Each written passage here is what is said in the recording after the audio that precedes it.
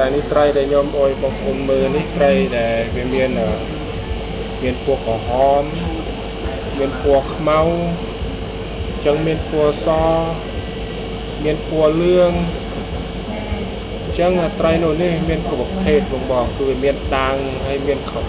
រាងខ្មៅរាងលឿងរាង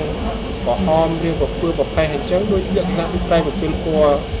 អញ្ចឹងបងប៉ុន្តែវាមានចម្រុះពណ៌អញ្ចឹងក្នុងត្រីមួយហ្នឹងវាមានពណ៌ដល់ទៅ3ពណ៌ណាបងគឺត្រីធម្មតាត្រីវាប្ដូរពណ៌តាមអា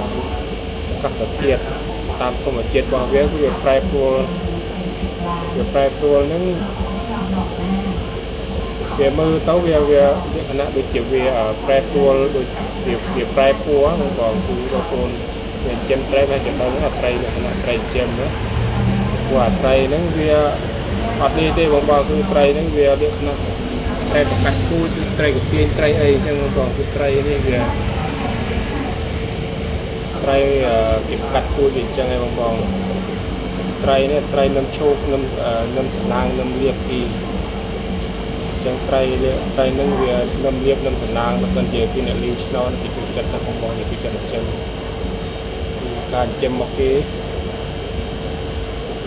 ចឹងត្រីវាខំគ្នាវាបងត្រីនឹងស៊ីគ្នាវាបាត់ហើយ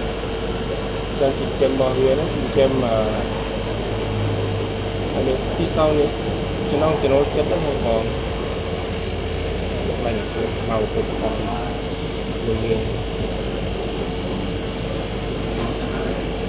mình vừa so thì giống tôi trần trần một lần trần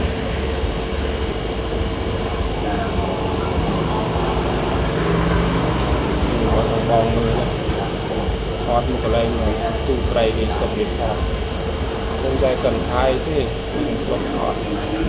chẳng cần miết cơn cua tray cua nên tập này thì anh em ôm đôi phần nâng sân thì ra tại vì ở trên là đang hot kênh nâng thế là cái style ao như tôi một đònคุณชราน้องบอลเด็กสนามวิดีโอคุณจะโอนหนึ่ง